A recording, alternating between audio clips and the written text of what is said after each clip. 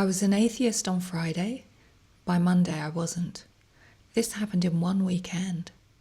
During the worst years of my life, 3 years bedbound, chronically ill, no cure, no remedies, no answers.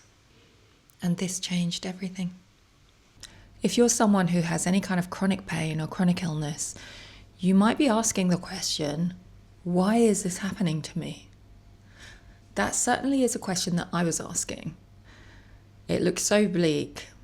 I was beginning to formulate those deep, dark questions of what is the point of even being here?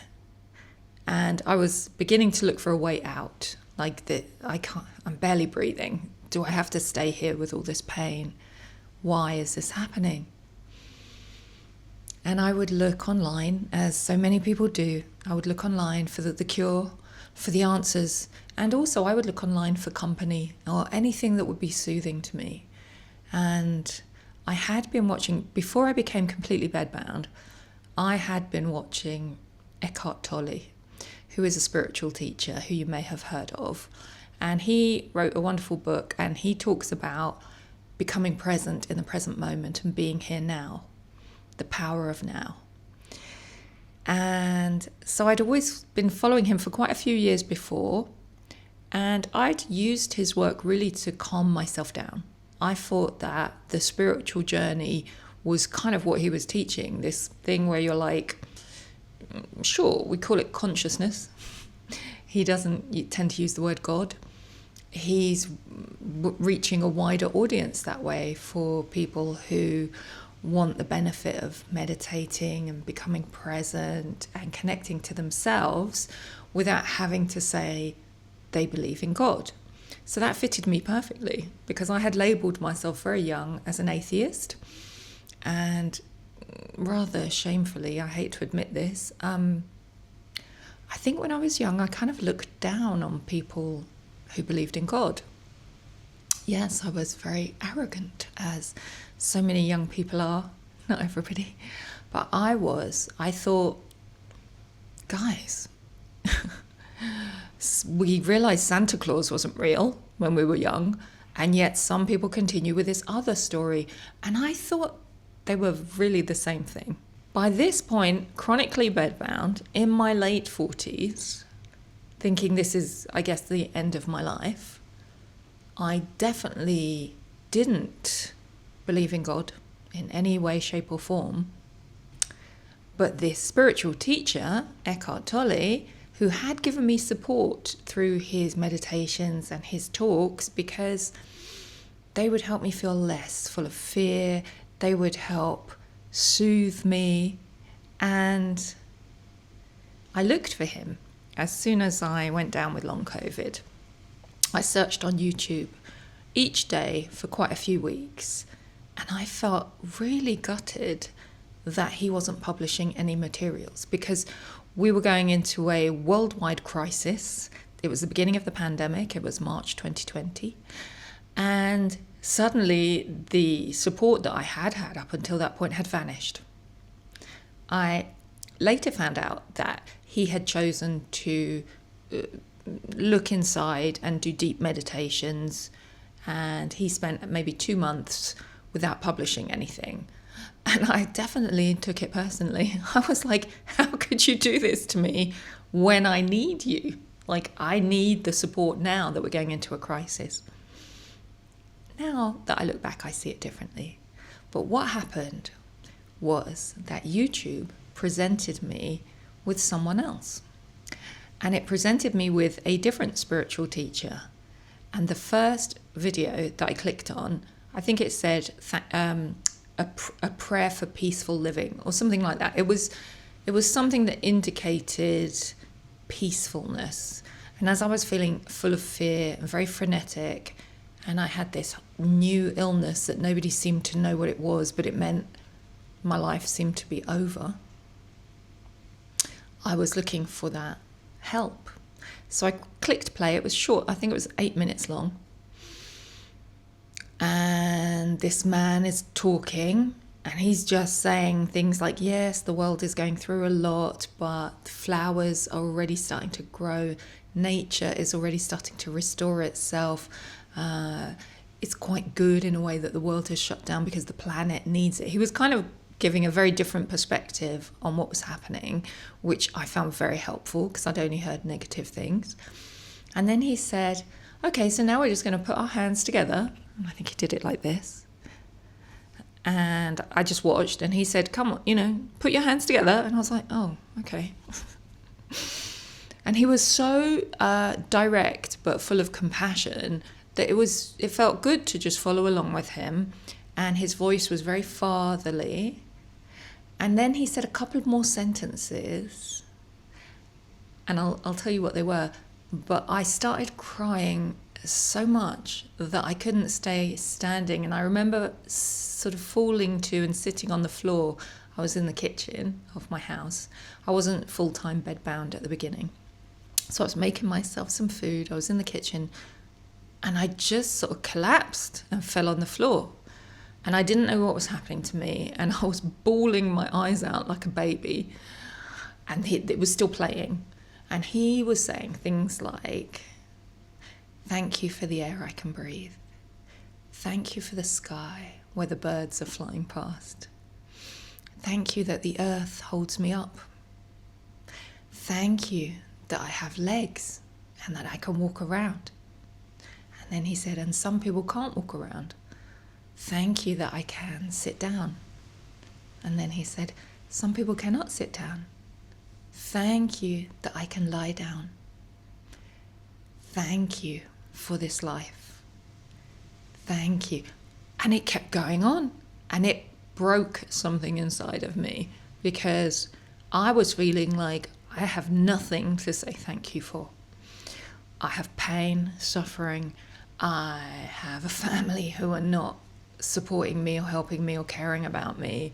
I'm completely isolated. We're going into a world pandemic. It's an international crisis. Everybody's terrified. I just was feeling like it's the worst time to be alive. What is even happening? And this thank you, gratitude exercise, which if you'd like I can do a gratitude exercise like that, so we can do that together. Let me know if you'd like that. It's brain retraining, but it can touch your heart so deeply. It can help you let go of so much emotional stuff that you've been carrying, repressed stresses. So this went straight into my heart, and I was sort of stunned. So that 8 minutes of a YouTube video changed my life. By the end of that video, I was thinking, who is this man? What is happening? I have to find him. So I looked his name, and then I Googled, and I found his website. He's called Muji, and he's one of several beautiful spiritual teachers. I also found a wonderful spiritual teacher called Ram Dass in that period of my life, and he also is very, very powerful for me, for my healing and for my learning. The word guru, by the way, means teacher in Sanskrit.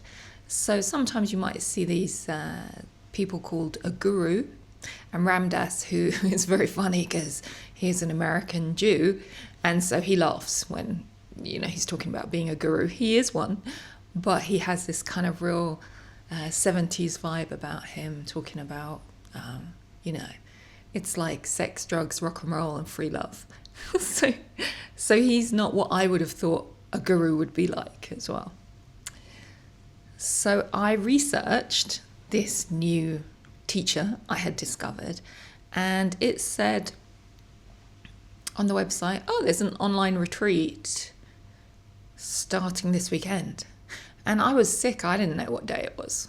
I thought, maybe this weekend I could do that. I don't have any doctor's appointments this weekend. Okay. And it said, do this meditation before you begin. I was like, okay, well, I better do that now. So I did the meditation, and the meditation continued with the similar feeling of the work from the thank you practice. It just was taking me to a new place inside of myself that I had never been to before. And that place is a place I would call consciousness or spirit. But I didn't have a name for it then. It just meant I was now connected to something deeper than myself. I now seemed to be receiving answers as to why this was happening. So I did the weekend retreat. And to my surprise, all it was a bunch of people sitting on a Zoom call, listening to the teacher and asking questions to the teacher. And it felt lovely. And I thought, I want to ask a question. I thought, I'm going through so much. I was feeling really sorry for myself. I thought, I'm going through so much. I want to know why has my family deserted me? So I was waiting to see if I could ask a question. But as usual for me, when I go near this teacher, I already was getting broken. And I mean, the ego was kind of getting broken before I even got to ask my question. Because the lady in front of me, who had her question first, said something so shocking to me that I no longer needed to ask my question.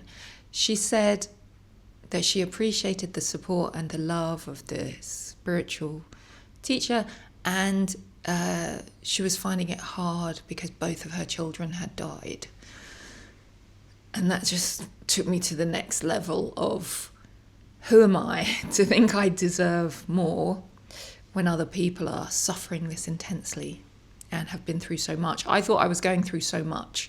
And then here was someone in front of me with real grace who was going through more, who made it look like, oh, what I'm going through is not that bad. Somehow it wasn't that I was comparing myself. It was more that it just got rid of a layer of entitlement in me and allowed me to process deep emotions very quickly. Sometimes that physical collapse, that sort of falling to the floor, is because so much emotion comes up and out rapidly that physically one is instantly changing. So by the end of this weekend, I was thinking, I think I'm having a miracle, because everything is changing and I'm upside down. And I was an atheist on Friday, but on Monday I'm not an atheist anymore. I was like kind of in shock, and I was really, really sick. And it had been a few months. I think it was about 6 months or so into being not able to function at all in the world, not able to work. But I thought, oh, I'm getting a miracle cure. And I thought, and that explains everything. It must be that this is about a spiritual path. I must have got sick to find God, or to find the spirit of myself, or whatever you want to call it. I like to call it support of the universe sometimes, because that's what it feels like to me. Whereas the word God has been used so much in so many different contexts that I feel like it's got problems attached to the word itself. So I felt like, now I'll get better. That was completely my expectation. I was like, yep, I'll be better now because I'm receiving this miracle. And that is not what happened. So I was still a bit confused, and I have to say I was quite pissed off for quite a few weeks, because I thought, what's the point of this if I'm still going to be sick, stuck here and in agony, and I can't do anything? So it hadn't fully arrived. I hadn't fully understood. I hadn't fully integrated what was happening, but something was definitely happening. I felt less lonely. I noticed that now meditations had a different impact on me. So previously I had used meditations by Eckhart Tolle to calm down. So to kind of like, if I was in a stressful situation on a film job, I could go out for a walk for 10 minutes, put an Eckhart Tolle meditation on, calm myself down and be in a good place by the time I got back to the building, go back to work. That's what I used it for, as a kind of reset. But by this point, they would have no effect on me. They wouldn't remove my symptoms. And now this removed a layer of stress from me and surface things that I was carrying. So now meditations again were having a deep effect. And I began to be able to use meditations to reduce symptoms. So I would do 20 minutes to 30 minutes of meditating. I would lie on the floor and I would notice that my symptoms would go down to 50% or 30% or 10%, and I'd feel almost normal. I'd feel rested, and then I'd be able to go and cook myself a meal or do the things that needed to get done so I could continue to try and survive. So it was very helpful and supportive in that way. But as weeks and months turned into years, I did wonder, is this not going to make me better then? What's the point of connecting to spirit if I can't then recover? And I didn't realize then what I've learned now, which was that I had to learn the things to recover. There is an approach that actually wasn't just for me to get a miracle and go, boom, I'm done, I'm back to life. It was therefore given to me in a way that I can share it. Because if I'd just had that instant miracle, I wouldn't have been able to explain or share anything. I wouldn't be able to give that to anyone else necessarily. So this way was slower, 3 years, a bit more maybe, 3.5. But then I have access to how to talk about it, how to share it, what needs to be done, what are steps. And I never say that it's a spiritual path to healing, because I think it's really different for different people. If when I was first sick, someone had said, oh, it's, you have to get on the spiritual path, I wouldn't have worked with them. I wouldn't have wanted that, because I thought, well, I don't believe in that, so that's not going to help me. And I've seen lots of recovery stories of people who are atheists who recover using brain rewiring and nervous system healing and using the techniques. There's no requirement to believe in something you don't believe in, right? But I also know a lot of people who find that as they go into the deeper emotional healing, they start to receive messages from a deeper place within themselves. And if I'm working with them, they might ask me, what is that? So there can be it's quite new to go, oh, I can ask a question to a deep source within inside myself and receive an answer. How can that answer come to me when I didn't have that knowledge in my mind? So there is a deeper intelligence, I believe, in all of us. So from my perspective as a guide, I like to encourage people in the early stages of mind-body work. That doesn't mean you're at the beginning of your chronic illness journey. It might mean that you're in the first year of having discovered mind-body healing and TMS, the mind-body syndrome. If this is your first time hearing about it, you might want to look that up, the mind-body syndrome or TMS, so that you can start to understand what it is. Of course, I have lots of videos on it. I will link here to talking about TMS so you can watch and find out. But I tend to advise you want soothing. The main thing you want for your system is soothing. You want to do everything that helps you feel good and lower symptoms. So this might be helpful for you. Soothing music that's very loving and giving and about the way that the universe is supporting you and the earth is with you. I found that incredibly nourishing to me. So even though it didn't give me a complete miracle recovery, we could say it did give me a miracle recovery because it kept me alive long enough so that I could find the rest of this work. It gave me a foundation, it gave me support, it gave me company. So is the healing journey a spiritual journey? What's your take on it? For me, the answer is personally, yes, because it took me towards something I don't think I ever would have found otherwise. If I hadn't been bedbound, I don't think I could have found satsangs and spiritual teachers. I don't think I was going to slow down enough in my life to look. I was just working, achieving, go. No pain, no gain. Keep going. No matter how bad your health gets, keep going. Until my body knocked me down and put me to bed, I don't think I could have stopped. It was like I was in a race to run away from the pain that was behind me. I just didn't realize it.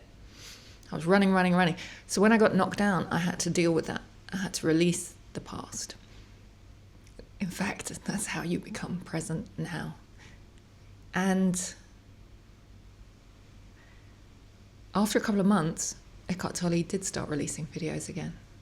So of course, that was a great blessing for me that he had stopped, because I found these other teachers too, who felt like they became friends in my heart, really. They became a huge part of my healing. That's how it works. When something bad happens and we're like, oh no, this is terrible, we don't know where it's leading us. We don't know the good that's about to come out of it. That's why hindsight is 2020. But in the moment, it's so hard to accept when things are so difficult. If you have a chronic condition, please know that I'm not saying you should do nothing and just do spiritual stuff. Please know there are active things to do that you can start today to take the next steps on your recovery journey. There are nervous system healing tools. There are free meditations. I will put a link below for you to the roadmap so you can get started straight away. It's free. And everybody's journey is unique and different. So just because mine led me that direction, it doesn't mean other people's do. But I do believe there is a reason. For everyone who gets sick, I do believe there is so much learning and good things that come out of that healing journey that by the time you are recovered, you are a new person with amazing perspectives and amazing capabilities and powers that you didn't have before. But you have to actively take the steps forward to get there. And it's very nice to let in the support from wherever, from family, from friends, from loved ones. But for me now, also from the universe, from spirit. I'm happy to take in support from anywhere it's coming from. I'm like, yeah, more please. I love feeling supported.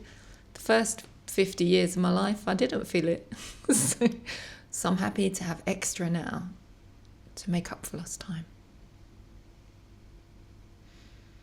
Thank you for being here. Take good care of yourself now.